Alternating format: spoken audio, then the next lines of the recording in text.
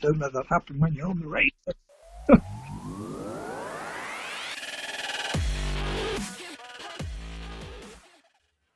So Graham Barker, the 2020 Brain of Britain champion, welcome to All Things Quiz. Well, that's very kind of you. Thank you. I'm glad to be here. When did you record it? It was on the last day of September, so it was only a 2-week wait before we could hear it on the radio. So for those people who don't know you, could you give us a little bit of background about your quizzing history?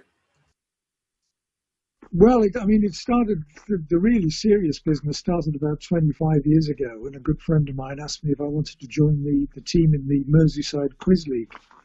And I was a bit reluctant to start with, but when he sold it to me on the basis that, well, we go and sit in a pub, we have a few pints and we answer a few questions. And I thought, well, yeah, that sounds okay. I think I can manage. I think I can handle at least one of those two elements.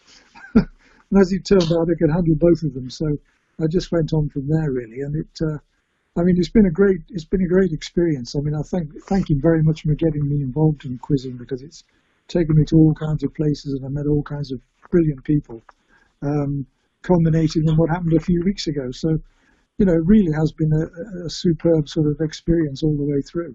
Have you been on Brain of Britain before, or is this your first time? Well, it's another sort of strange coincidence that 20 years ago, I entered Brain of Britain in 2000, in the days of dear old Robert Robinson. And I got to the final.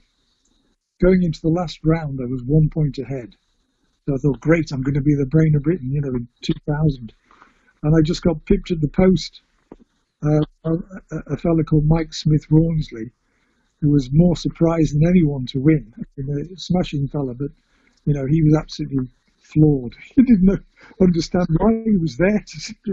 He got through as one of the best runner-up, and so he just picked me on the post. Everything fell for him, as it inevitably does in these situations, and so it was a good feeling after 20 years of not feeling I'd missed out particularly, but just how it actually works out, and to get the chance to go back and do it again and then be successful, it was a good feeling. We know there was no audience, but how different was it recording Brain of Britain during a pandemic? No, I think once you get into it, you get into that kind of zone, don't you? You just block out. I mean, the fact that there's no audience there, it didn't really affect me at all. And in either the earlier incarnation or in the later one, it was just a question of you hear the question, and you just try and keep your concentration and hope for a bit of inspiration, surprising sort of answers come into your mind. He quoted something, and I just he just said, which 20th century American poet said this, mudlicious or something, and I just thought E. Cummings, and I thought, where's that come from? And it just came out, and I think Russell Davies was quite impressed with that, because I certainly was. I don't know where it came from, but it just came at the right time, because I think once it builds up your confidence, once you said something and you think, well, my brain's obviously working at full pelt here, I'm sort of on firing on all cylinders. So it gives you tremendous confidence when that happens. Of course, it can be the other way around sometimes, where you think, well, I know this, but it's just not coming. It's stuck in the back of your mind and you can't get it out. But fortunately, I never went through that during the course of the 3 programs. But during my preparation, when my wife was quizzing me, that was happening to me all the time, and she said, "For God's sake, don't let that happen when you're on the radio." But no, it didn't. So I was sort of fired up then. Thought anything's possible now. I guess that's what great players do. They're just able to zone everything out and concentrate on the questions and the competition. Well, it's you've done Mastermind, haven't you? You know what it's like when you sit in the chair there and you see all you can see is John Humphreys. Everything else is black. You just see the light shining on him, and that's all. That's all that you really are interested in. You're not thinking about anything else. But I mean, I must pay tribute to the BBC, because they really struggled to get the programme on, and they've done a super job. I mean, we felt completely safe. You know, we're all socially distanced, checked our temperatures, and did everything absolutely by the book. So you felt really comfortable. You know, going. And of course, there were a couple of trips down to London, which was a bit strange. You know, the whole carriage to yourself.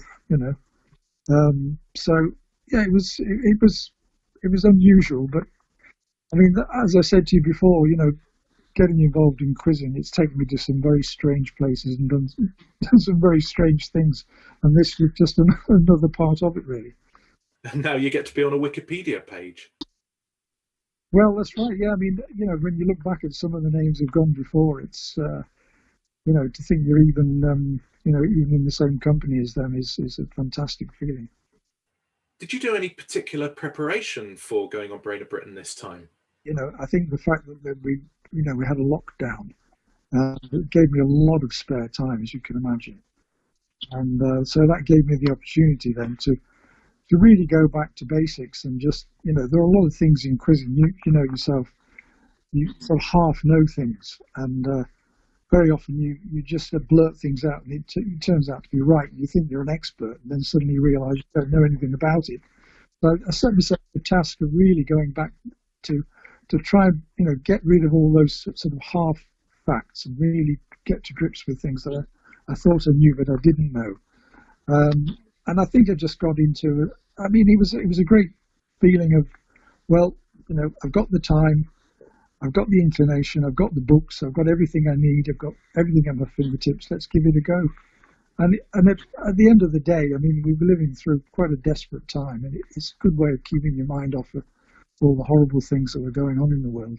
So it provides a bit of a release and a bit of a relief, you know, to be able to do something like that. Did anything you prepared come up?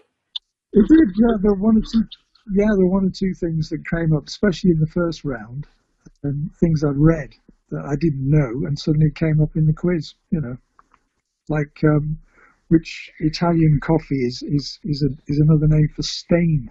You know, and I just read that morning. After, I thought, oh, thank you very much. I'll have that one.